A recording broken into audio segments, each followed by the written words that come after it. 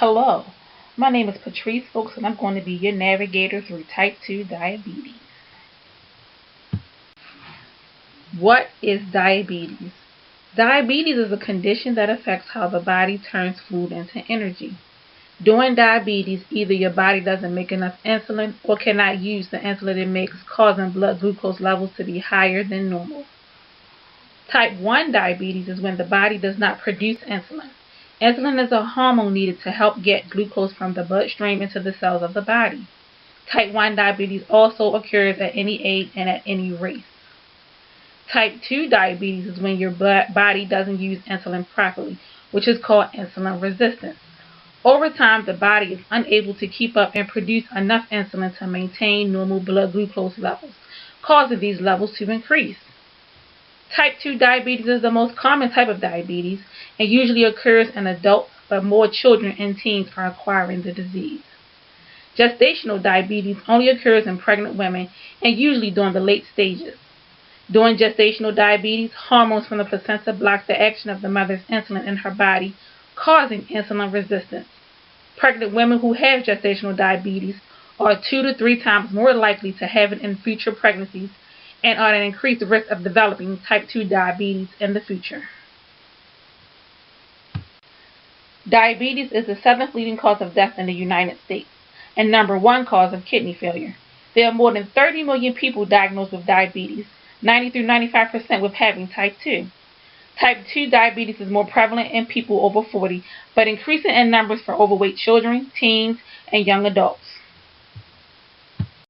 Causes and risk of diabetes. Being overweight or having decreased activity are some causes. The CDC recommends diabetics to be physically active through exercising at least 3 times per week.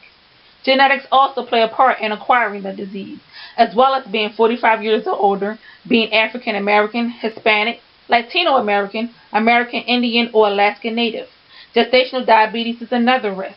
After having gestational diabetes, you have a 2 in 3 chance of developing it in future pregnancies and developing type 2 diabetes years later. Some signs and symptoms of type 2 diabetes are polyuria, polydipsia, polyphagia, blurry vision, and very dry skin.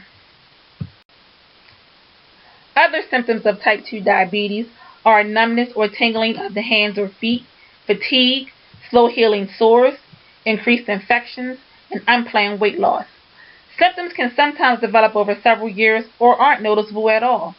Given symptoms are hard to evaluate, you should know the risk factors of type 2 diabetes and consult a physician if you have them in order to pursue future testing. When symptoms are present, type 2 diabetes is diagnosed through A1C testing, which measures glucose levels over the past 2 or 3 months. A result of less than 5.7% is normal.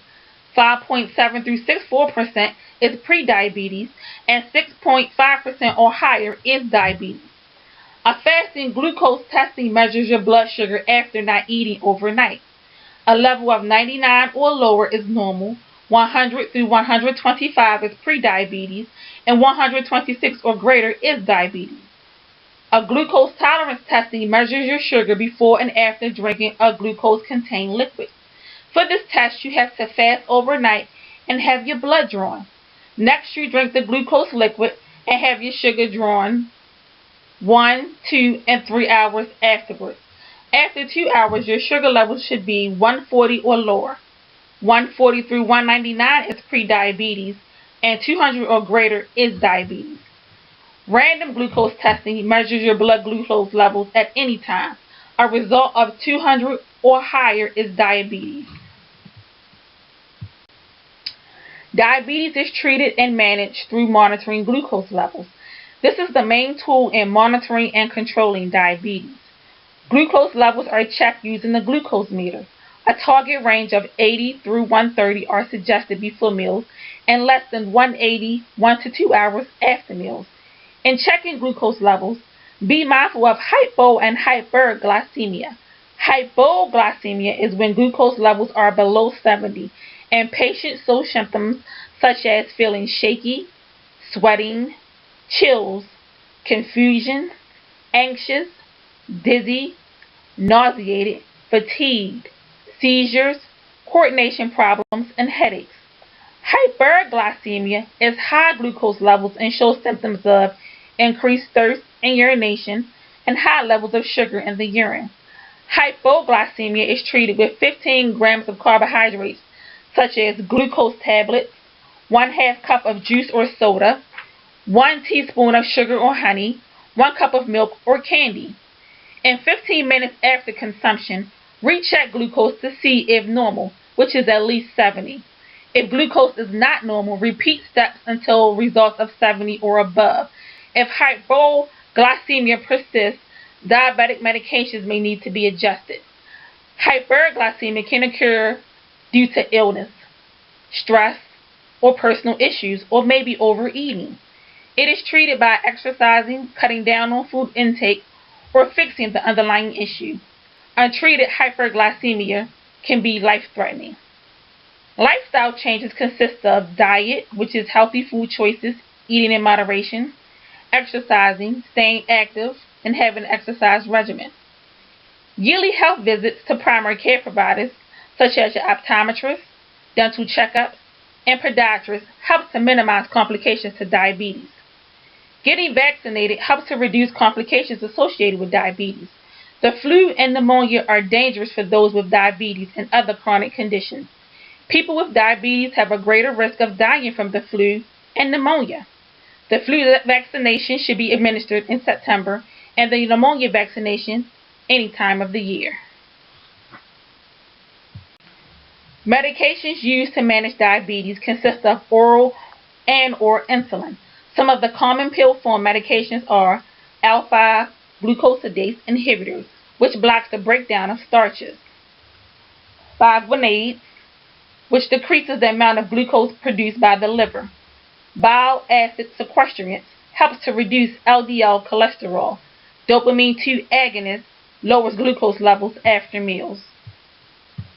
Other oral medications used to help treat type 2 diabetes are DPP-4 inhibitors, which help to improve A1C levels, maglutide, which stimulate the release of insulin, SGLT2 inhibitors, which causes excess glucose to be eliminated in the urine, sulfonylureas, which helps pancreas to release more insulin, and TZD, which helps insulin to work better in the muscles and fats.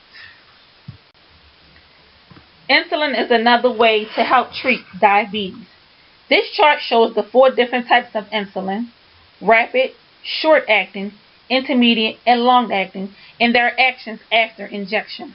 Insulin can be delivered with an insulin pen, a tiny needle, or an insulin pump into the fatty part of your skin, which consists of the stomach, arms, thighs, and buttocks, and should be given with meals.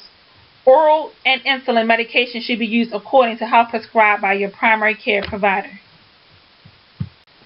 In this slide, we're going to talk about the complications of type 2 diabetes.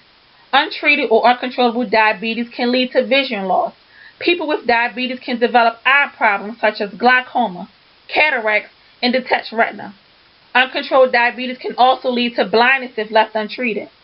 In developing kidney disease, diabetes can cause kidneys to not do their job of removing and filtering waste from the body, resulting in kidney disease. No symptoms are usually present until function of the kidney is gone. Once present, these symptoms usually include fluid buildup, loss of sleep, poor appetite, upset stomach, and weakness. Another complication of diabetes is hypertension. 2 in 3 people with diabetes have hypertension. A blood pressure below 120/80 is considered normal.